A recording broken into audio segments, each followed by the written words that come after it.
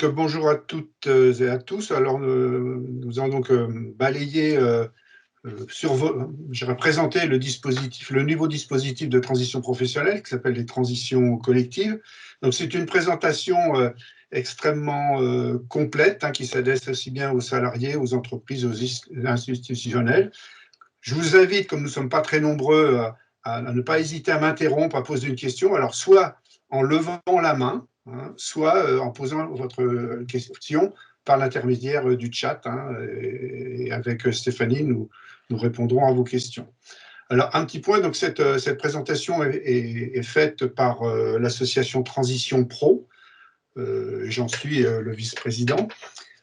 Transition Pro est une association qui est en place depuis le 1er janvier 2020 et qui a pris la suite du FONGECIF. Je pense que la plupart connaissent le FONGECIF et le congé individuel de formation.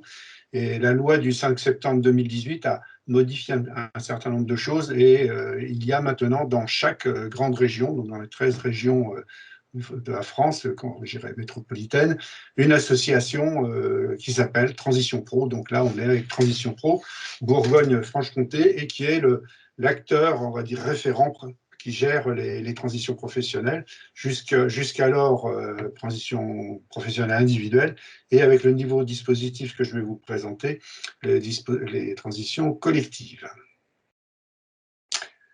Alors voilà, donc transition collective, c'est un dispositif qui s'inscrit dans le plan de relance et qui va bénéficier d'un financement prévisionnel à hauteur de 500 millions d'euros en fonction de son succès. C'est un financement qui est prévu dans le cadre du FNE. C'est un dispositif qui est, on peut dire, temporaire ou expérimental et qui est prévu s'étaler pour le moment, jusqu'à mi-2022 environ.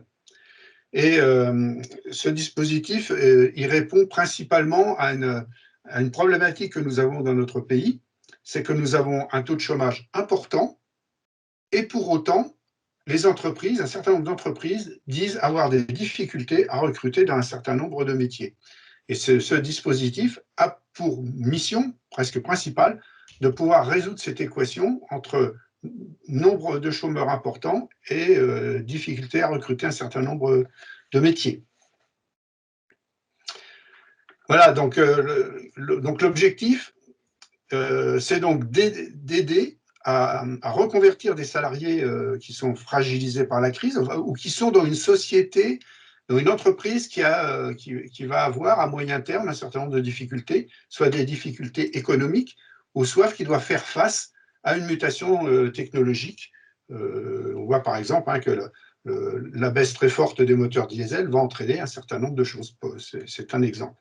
Et puis, ce que l'on veut, c'est que ces personnes qui sont sur ces emplois menacés puissent trouver plus facilement un emploi. Et donc forcément, on va les orienter, ou le gouvernement souhaite orienter vers les métiers qui sont dits porteurs.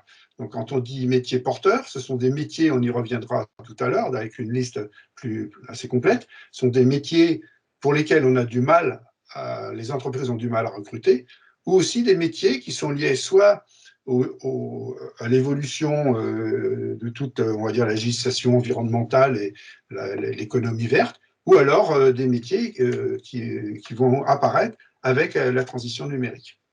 Et bien sûr, donc ça concerne les salariés et des entreprises en difficulté. On va voir tout ça dans le détail dans les prochaines minutes. Donc, globalement, donc ces transitions collectives sont gérées au niveau régional.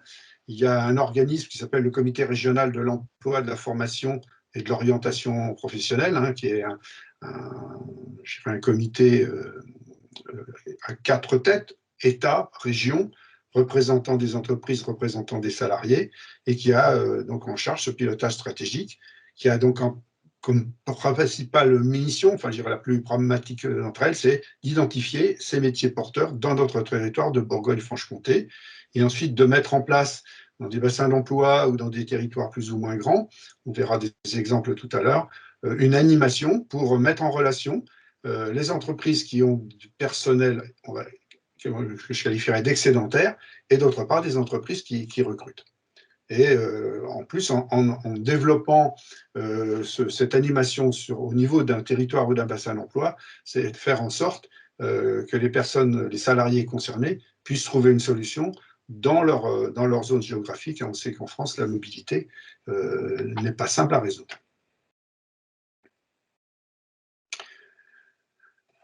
Donc voilà, donc il s'agit d'organiser des transitions professionnelles en donnant, et ça c'est un point important, c'est que le point de départ, c'est l'entreprise. C'est-à-dire que c'est à l'entreprise d'anticiper sa mutation économique, sa mutation dans son secteur, et d'accompagner les salariés dans une reconversion, on va dire qui est préparée, hein, on n'est pas sur une démarche d'urgence, et au maximum sécurisé. Quand on dit maximum sécurisé, c'est de pouvoir proposer aux salariés volontaires hein, de passer d'un emploi à l'autre sans passer par la case Pôle emploi. Et donc d'éviter les ruptures de parcours, les licenciements économiques qui sont toujours très, très douloureux pour les intéressés et même pour les entreprises. Et en parallèle, de donner de l'avenir aux salariés dans leur nouvel emploi, dans la mesure où l'emploi appartient à des filières porteuses d'emploi et porteuses d'avenir.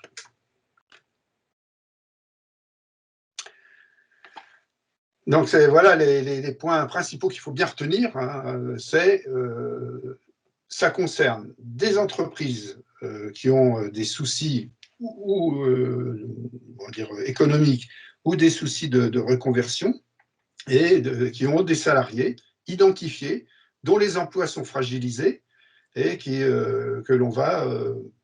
on va proposer une formation qui peut aller donc jusqu'à 24 mois, donc c'est des formations longues, totalement financées, et de les orienter à terme, à l'issue de leur formation, vers des entreprises qui recrutent.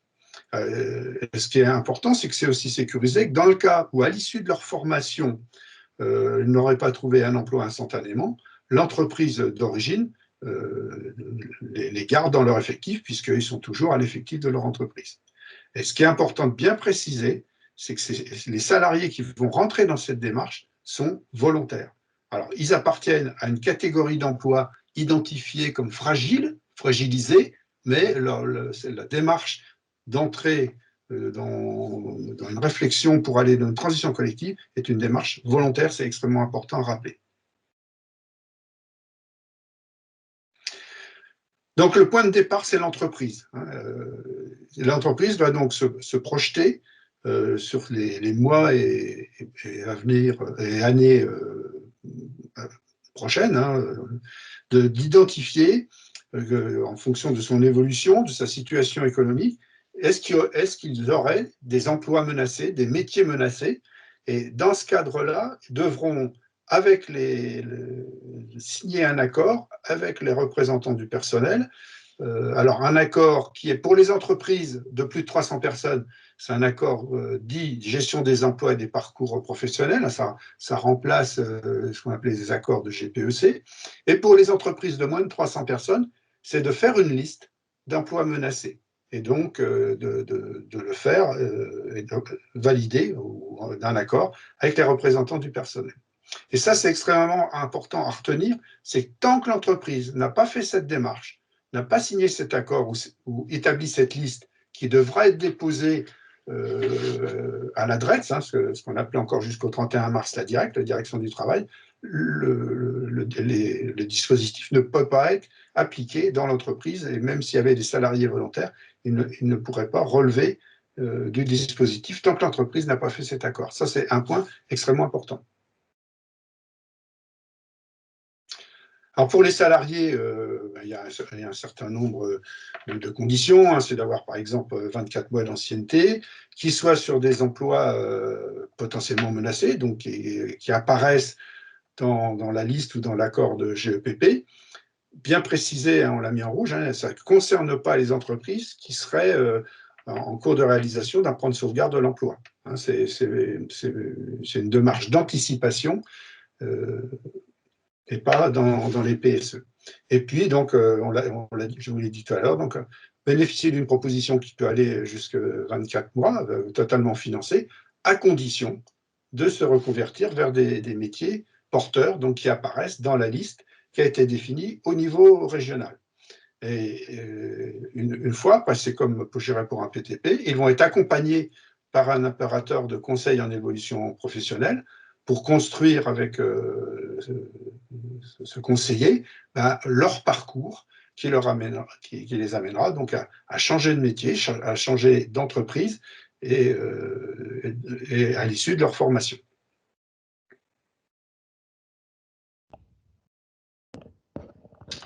Alors, les métiers porteurs, c'est une liste officielle qui existe dans chaque région, qui est, on va dire, validée par le préfet après consultation du CREFOP. Donc, je rappelle qu'il y a des représentants des entreprises, des salariés, un certain nombre de Pôle emploi et un certain nombre d'institutionnels. Et cette liste, on va la voir juste après. Voilà, alors on va la balayer, hein, elle est assez longue. Alors, cette liste a été établie en fin d'année. La région avait déjà travaillé dans le cadre du plan de relance à identifier un certain nombre de filières porteuses. Il y a eu aussi une première liste nationale, notamment sur tout ce qui tourne sur l'économie verte et le numérique. Et on a donc proposé, le CREFOP a proposé au préfet la liste suivante. Alors, on va les balayer. Donc, il y a dans ce qui touche aux bâtiments et aux travaux publics, ce qui va être lié à la rénovation énergétique. Il y a un certain nombre de métiers qui apparaissent, soit métiers, on va dire, manuels, techniques, même de commerce. L'agriculture, dans notre région, qui est quand même fort implantée, avec des points sur le machinisme agricole, les métiers de la forêt. Il faut savoir qu'il y a quand même des départements qui sont quand même fortement boisés, le Doubs, le Jura, la Nièvre, et c'est un domaine où on recrute beaucoup. J'ai un exemple, par exemple, le métier de grumier, c'est un métier qui est à la fois chauffeur poids lourd, mais avec une qualification particulière pour la forêt, même aussi des technico-commerciaux dans ce domaine. Ensuite, donc toute la partie industrielle, qu'elle soit agroalimentaire, automobile, dans notre région, Nord-Franche-Comté, particulièrement automobile, un petit peu d'aéronautique, la pharmacie, ça recrute énormément, et notamment lié à tout ce qui est autour de la maintenance et l'évolution de la maintenance, avec les usines qui s'automatisent, avec des machines qui s'auto-maintiennent.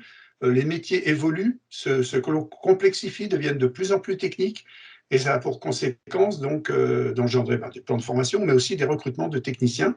Mais même, comme les machines se complexifient, les opérateurs qui sont devant ces machines ne sont plus, on va dire, des manutentionnaires simplement, mais deviennent des conducteurs de machines.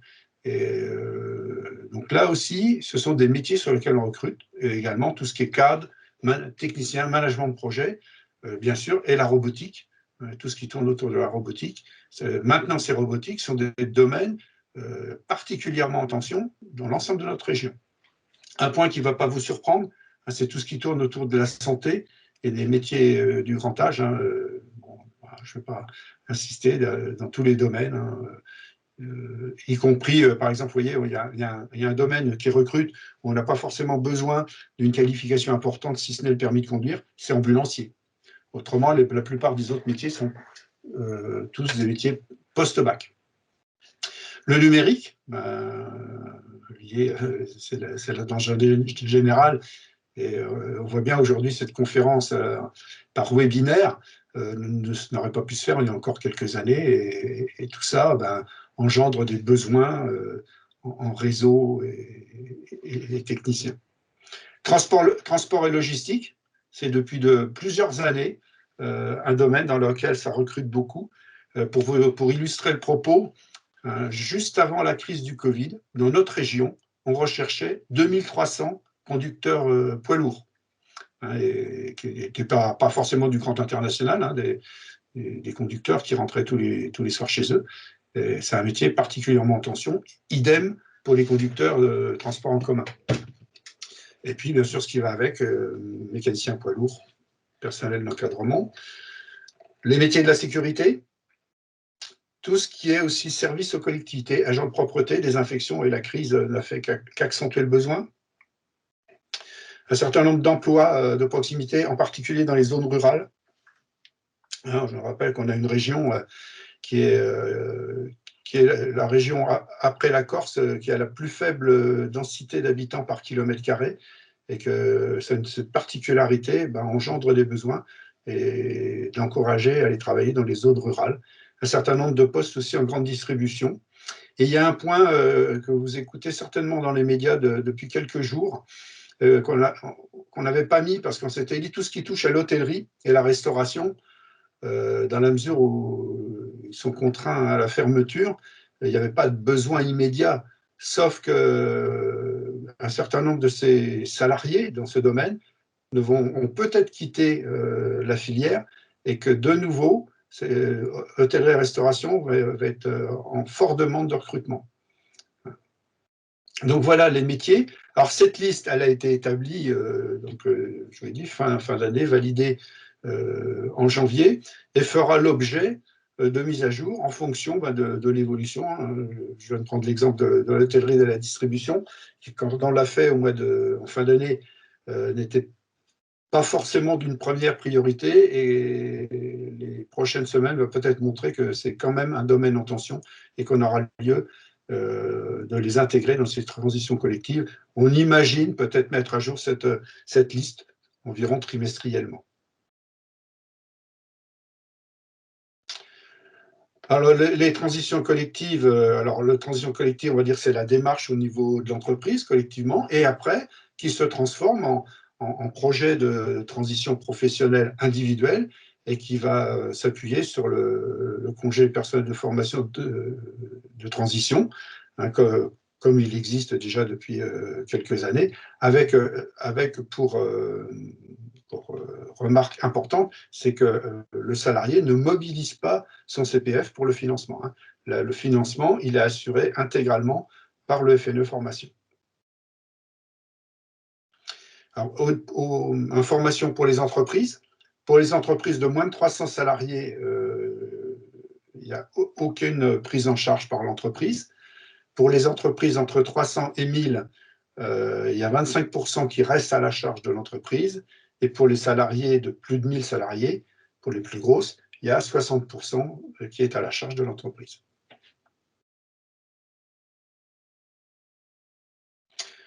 Voilà, donc un mot rapide sur l'animation, la gestion du dispositif en région. Il est sur le plan opérationnel, donc copiloté par TRETS, donc anciennement Direct, et puis notre association ATPro, hein, où on a donc une mission conjointement de suivi quantitatif, qualitatif, un rôle aussi d'information, de partager les expériences qu'il peut y avoir dans tel ou tel territoire, et d'encourager, si ces expériences ont bien marché, à les développer dans d'autres bassins d'emploi. Et puis, si vous me permettez l'expression, mettre de l'huile dans les rouages entre tous les acteurs qui sont donc les conseillers en évolution professionnelle, les opérateurs de compétences, la région, éventuellement les agglomérations. Et puis, s'assurer aussi que l'accompagnement des salariés se passe bien. Et puis, une coordination aussi des plateformes, sur lesquelles on va dire un mot juste après. Voilà, donc le rôle, un point important, donc comme pour les PTP individuels, c'est donc notre association qui a en charge l'analyse du projet, de s'assurer que le projet est pertinent, et on va donc en assurer le financement, enfin la partie administrative et financement. Donc les dossiers, une fois établis avec le conseiller d'évolution professionnelle, le projet est soumis à la commission d'instruction, qui est une commission paritaire, hein, et qui va regarder la cohérence du projet, qui va regarder s'il s'oriente bien vers un métier qui relève de la liste de métiers porteurs validés par le préfet, va regarder aussi la pertinence du parcours de formation, parce que en fonction de la personne, de ses compétences acquises, de son savoir-faire, est-ce que le parcours est bien adapté à son projet professionnel, et puis il va regarder aussi la cohérence financière du projet.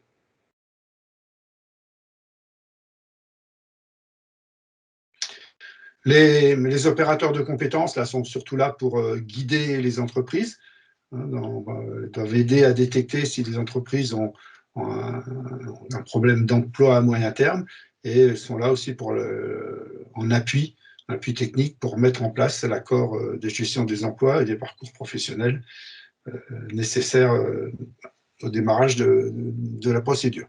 Et puis les opérateurs CEP hein, qui existent, qui sont bien implantés sur notre territoire, hein, en particulier, donc l'air précisé, pour les cadres, il y a l'APEC, pour les personnes souffrant d'un handicap, il y a Cap Emploi.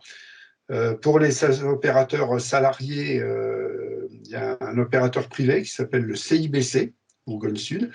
Hein, et puis après, je dirais, il y a deux autres opérateurs CEP, mais qui sont plus destinés. Donc, il y a Pôle emploi, bien sûr, mais Pôle emploi, ce sont des salariés inscrits au chômage, là, alors que le dispositif transition collective s'adresse aux salariés, donc ne sont pas concernés. Et puis, il y a les missions locales pour les plus jeunes. Alors, les plateformes territoriales, je l'ai dit un peu en introduction, elles sont là pour mettre en relation les entreprises qui ont donc des métiers fragilisés, et puis celles qui ont des difficultés à recruter. Et il ne faut pas croire que ces échanges ont lieu naturellement. Il faut s'organiser, il faut l'institutionnaliser. Et pour cela, l'État avait utilisé un dispositif qui s'appelle l'appel à manifestation d'intérêt pour en gros rechercher des volontaires, des territoires volontaires, pour mettre en place ce dispositif. On va voir, il y en a quelques-uns dans notre région. Il y aura un deuxième appel à volontariat, à manifestation d'intérêt qui va être lancé dans les prochaines semaines. Donc dans notre région, on va dire, 6 plateformes qui est directement. On a une plateforme qui est dans le Haut-Jura, à Saint-Claude, qui est portée par les industries de la plasturgie et de la métallurgie, l'UIMM. On a la maison de l'emploi, qui s'appelle la Fabrique Emploi et Territoire, pour l'ensemble du département de la Nièvre. Et c'est la plateforme qui est la première qui s'est mise en place, hein, qui a démarré. Il y a une plateforme autour du Grand Chalon, dans Chalon-sur-Saône, dont la réunion de lancement a lieu la semaine prochaine.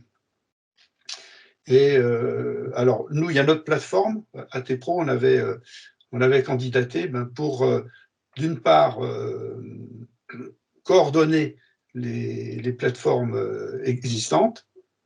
Bon, oui, merci, Céline. Et puis surtout, assurer une certaine animation dans le territoire. Dans les bassins d'emploi, il n'y aurait pas de plateforme.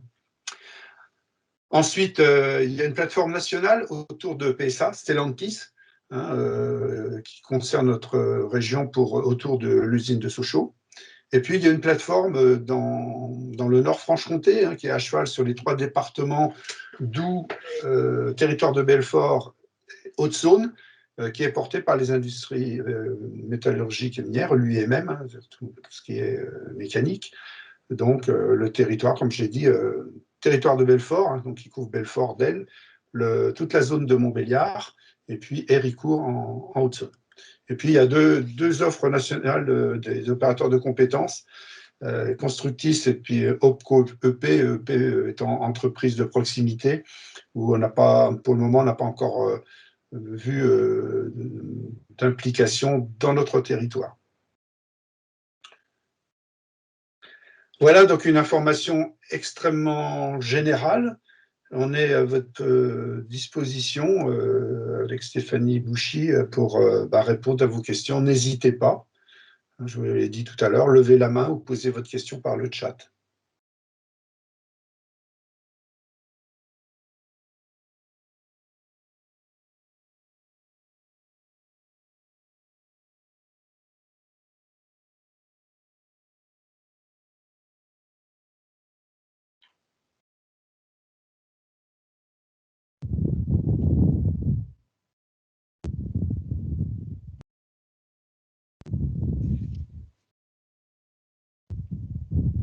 Alors, une question, je n'ai pas compris le rôle des plateformes. Alors, les plateformes, donc c'est à échelle d'un territoire. Alors, ça peut être le plus grand territoire sur les premières plateformes, c'est la Nièvre, donc au départ d'un département, ou alors une grande agglomération, type Chalon-sur-Saône.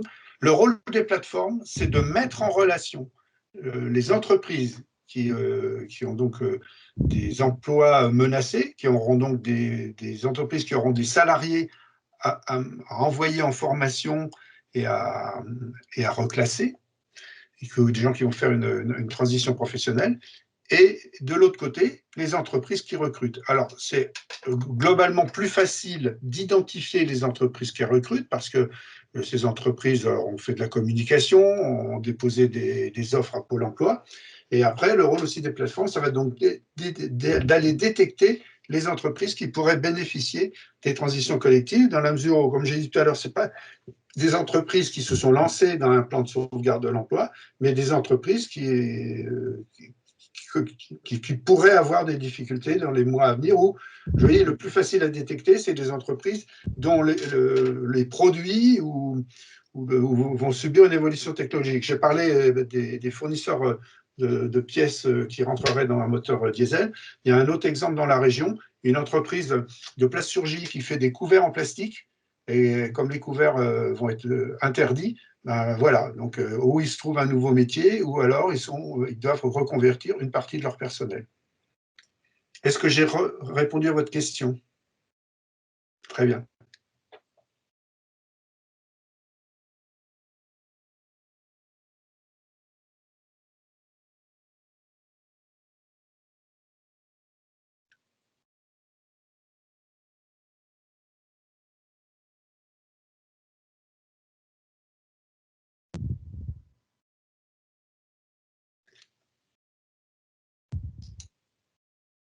Alors, il y a deux questions. Alors, il y en a une, elle est plus facile à répondre. Pourrons-nous avoir la liste des emplois porteurs?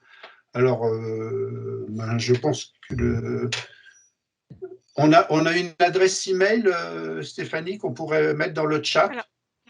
Oui, après le site internet est mis à jour très régulièrement. Donc, Non, mais c'était pourquoi je demandais une adresse internet, c'était pour qu'on puisse avoir l'adresse internet, entre autres, de Madame Philippe, pour diffuser la liste des emplois porteurs. Hein. Après, vous pouvez aussi revoir la conférence en replay. Bon, ça oblige à recopier l'écran, mais autrement, on peut vous l'adresser. Oui, il n'y a pas de problème.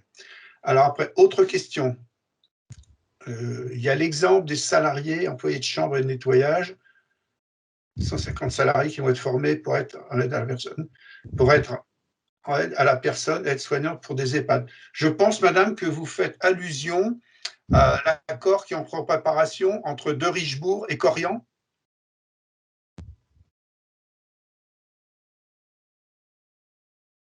Oui, c'est ça, oui. Oui. Alors, c'est l'exemple, hein, voilà, type entre une entreprise qui se retrouve avec, je pense, un certain nombre de techniciens de surface excédentaires. Je ne connais pas la raison pour laquelle ils sont excédentaires, et qui, d'un autre, donc dans ses besoins d'aide à la personne, est en train de préparer un accord avec Corian pour former donc, un certain nombre de personnes. Alors, je pense que c'est quelque chose qui devait être dans l'état de la réflexion déjà depuis quelques temps, mais c'est le premier exemple, on va dire, d'ampleur en France pour ces transitions collectives. C'est voilà, qui est facile à comprendre. Alors, je ne sais pas dire s'il y a un impact dans notre région, hein, comme ces deux grands groupes. Ça, je pense que le premier développement est au niveau de la région Île-de-France.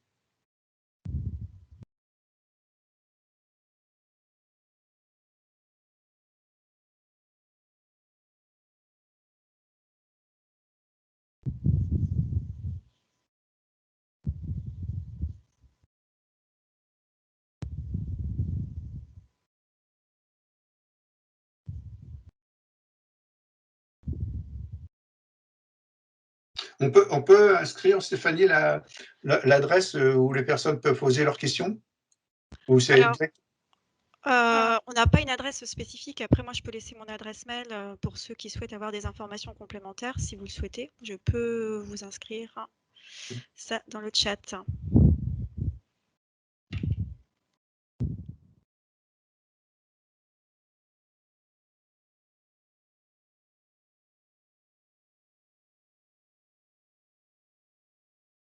Après, je me permets de préciser qu'on a un site internet qui est mis à jour très régulièrement et sur lequel on trouve des informations très complètes sur le dispositif et les dispositifs qu'on gère.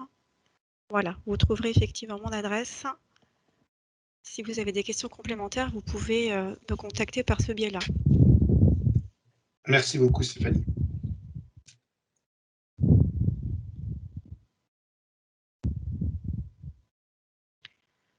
Je peux me permettre peut-être de préciser aussi que si certains d'entre vous sont salariés, en fait, le dispositif Transco s'appuie sur le PTP et que le service en fait propose des réunions d'information soit en co-animation avec l'opérateur CEP ou alors des réunions flash sur l'heure méridienne, sur le temps méridien pour les salariés qui pourraient être intéressés et, pour une plus grande facilité effectivement d'accès en termes d'information. Voilà.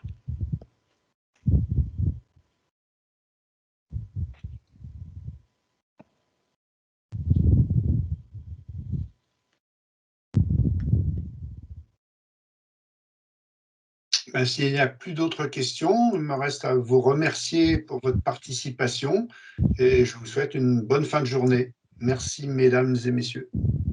Bonne fin de journée à vous tous également.